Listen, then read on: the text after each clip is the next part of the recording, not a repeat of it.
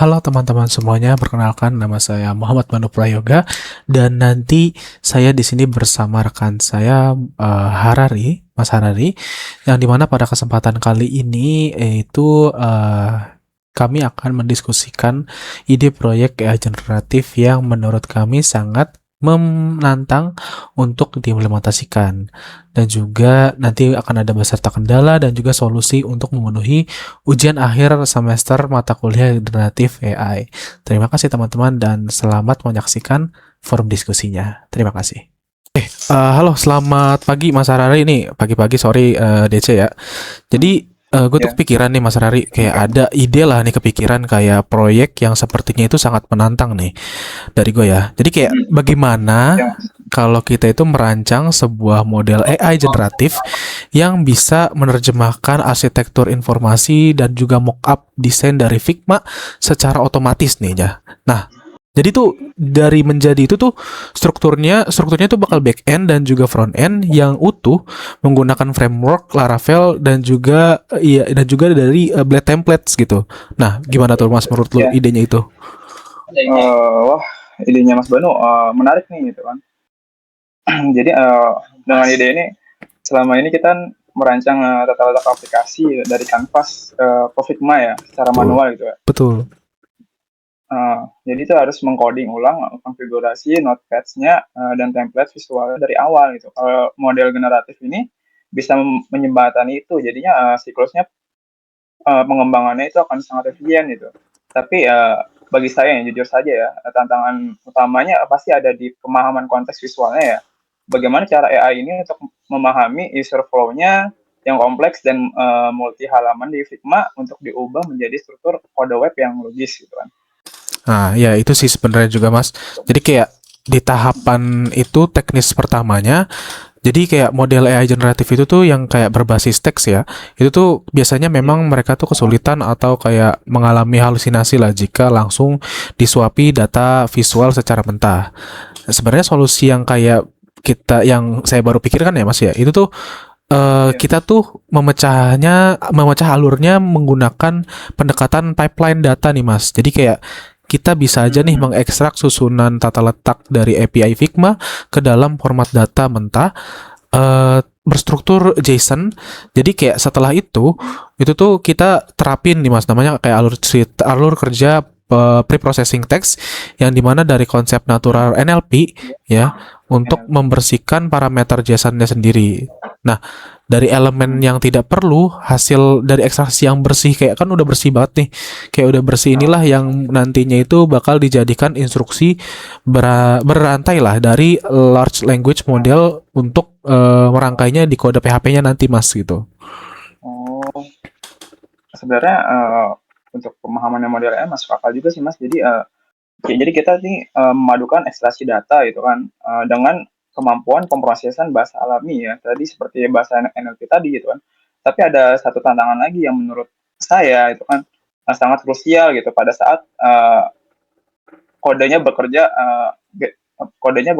pada generatif AI gitu. Jadi itu akurasinya itu akurasi output, misalnya akurasi outputnya AI sering kali menghasilkan sintaks yang lebih benar gitu, yang terasa lebih natural gitu secara kasat mata gitu. Tapi saat dijalankan malah merusak modul aplikasinya gitu. Jadi saat dijalankan bisa berbeda dengan hasil generatif yang kita generatif itu gitu. Jadi bagaimana kita memastikan hasil generatif AI ini tidak mengganggu konfigurasi web atau model Hmm. autentikasi pengguna yang sudah ada di Laravel tersebut gitu. Bener juga sih Mas. Ya, pertanyaan yang ya itu pertanyaan yang bagus juga ya Mas. Kita juga masih ini ya. Tapi ya sebenarnya kalau untuk itu sendiri untuk kayak memitigasi halusinasi dari codingan tersebut ya Mas ya. Kita juga perlu merancang yang namanya itu arsitektur keamanan berlapis di dalam proyeknya. Jadi kayak setelah AI ini memproduksi nih Mas susunan dari blade templates-nya itu dari frame blade-nya dan fungsi controllernya, kode tersebut tuh nggak boleh kayak langsung dieksekusi aja tuh Mas. Jadi kita bisa kayak bikin ini script dulu nih, let's say kayak script penengah dari codingan dan juga frame-nya untuk yang mana yang berfungsi sebagai validator sintaksnya sendiri Mas.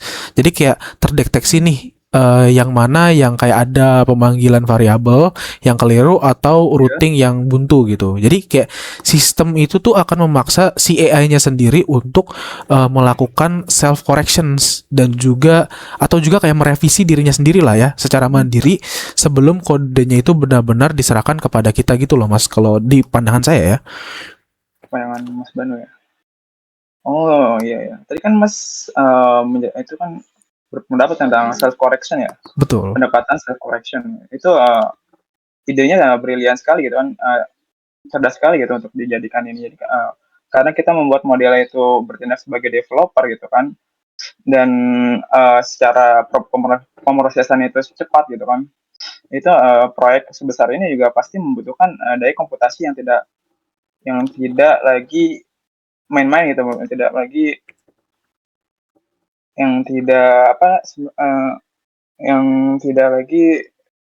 Iya kayak inilah ya Mas ya, kayak tidak terlalu inilah untuk kayak project yang besar ya.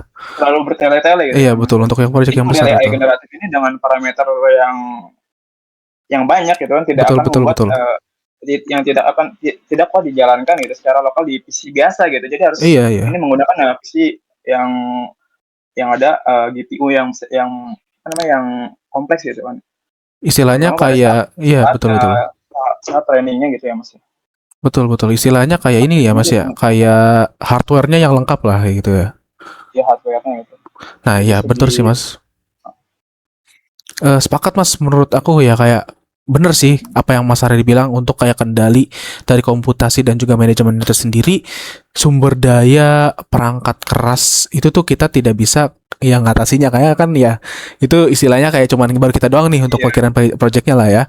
Tapi dengan memindahkan seluruh proses ini ke training dan juga perancangan nih Mas, dari arsitektur ke lingkungan cloud-nya, kita sebenarnya kita bisa menggunakan antarmuka seperti Google Colab dan agar bisa kita tuh meminjam akreditasi GPU lain.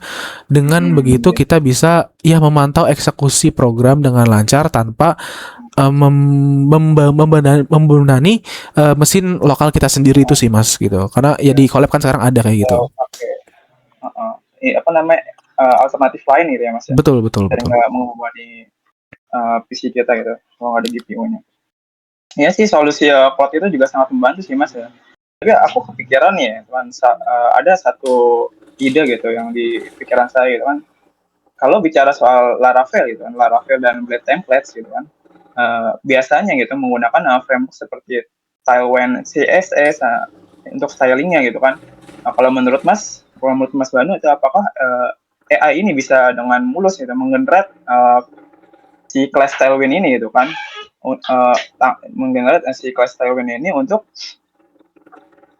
langsung menggenerate ke dari CSS Tailwind itu ke Figma gitu. Jadi itu kalau desainnya itu apakah kompleks itu menerjemahkan stylenya itu secara manual akan memakan waktu yang sangat lama atau prosesnya sebentar aja gitu Mas.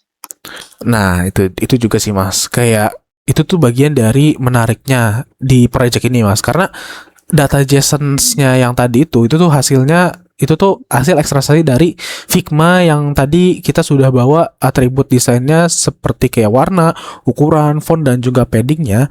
Jadi kayak kita tinggal merancang instruksi yang spesifiknya gitu loh Mas. Nah kita bisa memerintahkan model AI untuk memetakan si atributnya langsung ke dalam utility class dari Tailwind di Blade template-nya tuh Mas. Nah, di sini nih kita tuh bisa berfokus pada logika back-end-nya saja sih gitu. Biar nggak ada miss lah ya Mas. Iya Mas. Oh, kalau begitu sih Mas ya, kalau dari segi database gitu kan, apakah model AI-nya juga bisa membaca komponen seperti info di Figma gitu kan? Seperti kita membuat form itu registrasi atau keranjang belanja gitu. Jadi langsung otomatis kita membuat file migration-nya itu dan shader di Laravel gitu. Jadi skema database-nya itu langsung terbentuk dari desain Figma-nya. Ya kan Mas gitu, apa atau gimana gitu?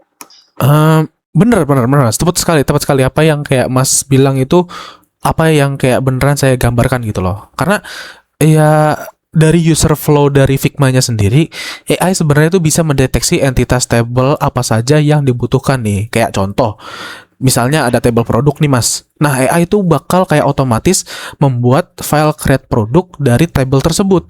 Nah, tapi secara lengkapnya ya, tipe datanya itu ya jadi fondasi sistemnya langsung terbangun. Nah, tapi kayak dari selain itu tuh ada kayak teknik multiframe-nya juga sih Mas. Jadi kayak untuk mapping dan juga untuk kayak menangani masalah tampilan mobile dan juga desktopnya Mas. Jadi biar fleksibel gitu loh. Iya, yang ngerti Mas. Jadi maksudnya AI ini tuh untuk membandingkan desainnya versi mobile dan desktopnya di Figma ya Mas ya. Nah, jadi kita menyisipkan kelasnya responsif dari Tailwind itu secara otomatis ke dalam kodenya gitu ya Mas ya. Nah, betul banget Mas. Jadi kayak dengan membandingkan kedua versi ini ya Mas ya. Jadi itu kayak versi dari Canvas secara bersamaan nih, AI itu bisa menghitung perubahan tata letak sehingga kode yang dihasilkan ya Mas ya, itu tuh sudah langsung responsif dan juga bisa dibuka di perangkatnya itu sendiri gitu loh. Di berbagai perangkat lah Mas ya. Responsif ya, iya. Berarti langsung responsif gitu ya Mas ya. Jadi karena ya model AI ini ya. Betul. Jadi mitigasi yang sangat realistis ya Mas. Jadi ya tadi kan AI itu mendukung perubahan kode secara responsif, jadi bisa ditampilkan di HP ataupun di desktop gitu ya Mas. Jadi dari diskusi kita ini gitu kan ya, kesimpulan proyeknya ini gitu kan, jadi antara AI dan visual Figma ini kan, kerangka kode Laravel itu kan sangat fleksibel gitu, sangat kompleks gitu untuk direalisasikan ya. Asalkan kita membangun pipeline pemrosesan data teks yang ketat gitu kan, yang jauh lebih kompleks gitu kan. Sistem apakah akan memvalidasi kode terintegrasi untuk menekan ruang halusinasi model gitu? Nah iya, betul Mas, betul. Jadi kayak di sini nih, ini kayak sebenarnya adalah bukti bahwa AI generatif itu bisa berfungsi lebih dari sekedar pembuatan teks nih Mas. Nah, melainkan ya bisa menjadi apa ya istilahnya kayak asisten arsitek sistemnya itu sendiri lah ya Mas ya. Yang asisten yang dari arsitektur itu sendiri yang nyata gitu loh. Jadi ya gitu sih Mas dari ide yang so far ya saya pikirkan ya Mas ya.